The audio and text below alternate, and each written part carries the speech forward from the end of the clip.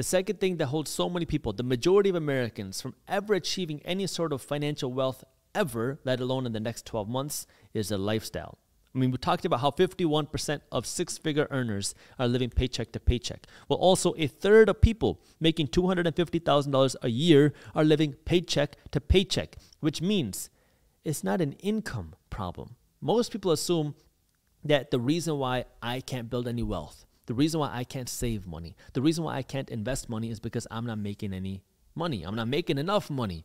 And so when you ask the majority of people, what would fix their financial problems right now? They say, making more money. If I just made an extra $10,000 a year, all my financial problems will be solved. If I made an extra 50 grand a year, oh my God, I'd be living so free.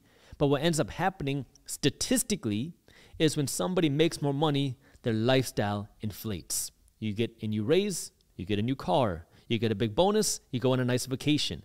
It's one of those things where we keep thinking that the success is at the end of this next journey. As soon as I get to this next chapter, I make this new income.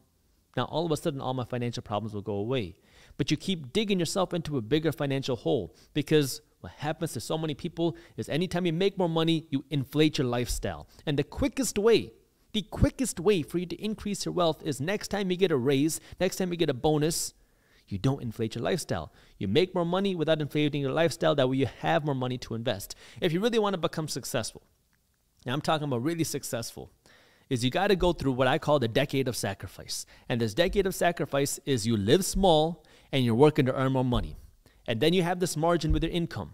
Now, what you're doing with this margin is you're not just saving it. Obviously, you want to have some savings, but you want to take this money, and now you want to put this money to work. You want to invest this money. If you put in a solid decade of sacrifice, of you hustling, of you living small, of you trying to make more money, I guarantee you are going to surprise yourself at how much wealth you can build. I don't care how much money you're making. Obviously, you want to work to earn more money. The more money you earn, the more potential you have to make more wealth. But if you start doing this and you really work to live small, cut out the expenses while you're working to earn more money, and you take that money that you're not spending and you invest it, you are going to surprise yourself and the world at how free you're going to be. And everybody is going to be looking at you like, how did you do it?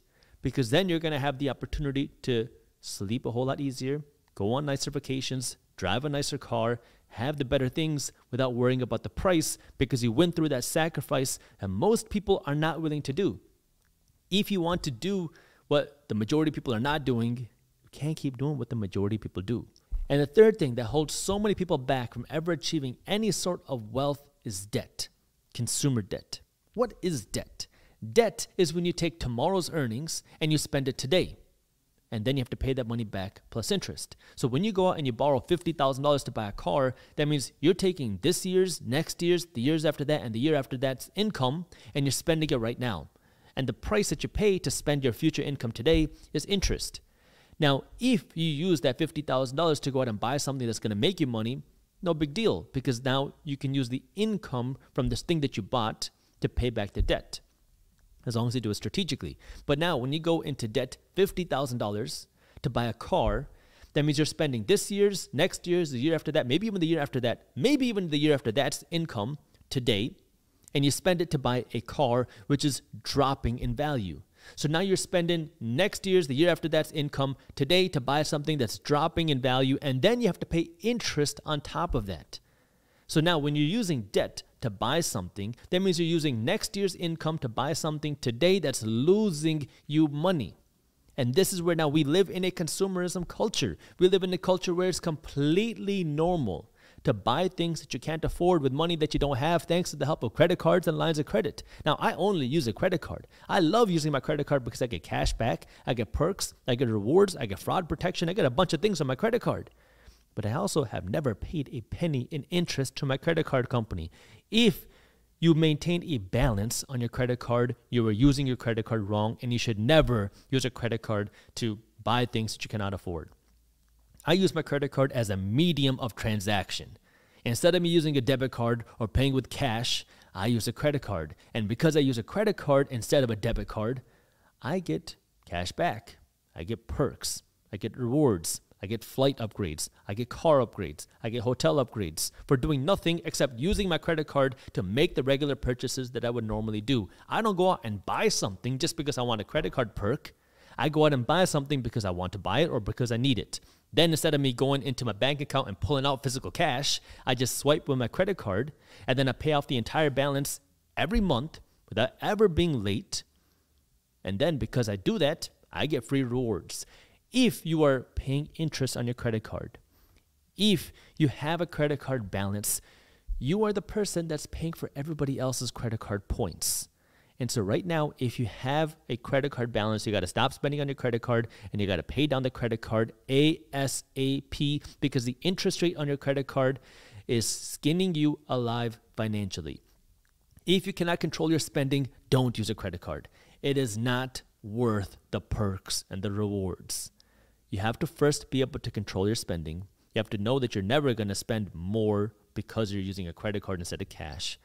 And you have to just treat your credit card like a medium of exchange to pull money out of your bank account. If you're buying things that you don't plan on buying normally, or if you're buying things that you cannot afford normally, with your credit card, you're using your credit card the wrong way. And in that case, you need to cut up your credit card, get rid of your credit card, and pay down your credit card ASAP.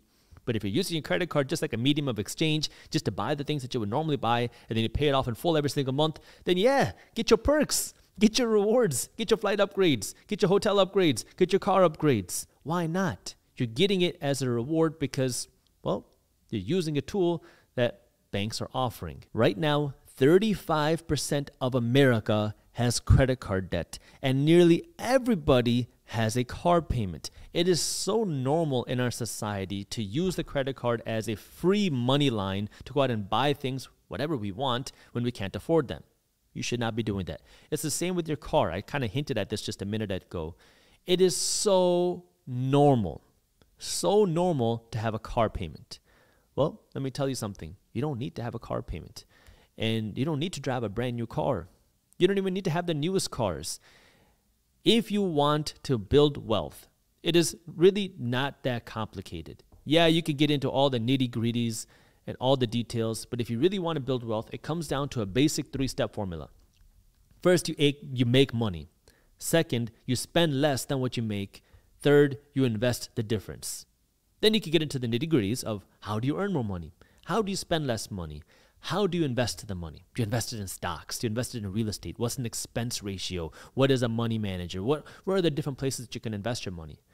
But the biggest issue isn't that people are investing their money the wrong way, or that they're saving their money the wrong way, or that they're earning their money the wrong way. It's that they're not doing that thing to begin with. You're not earning money, you're not spending less than what you make, or you're not investing your money. Once you do those 3 main things, then you can start getting into the nitty-gritty.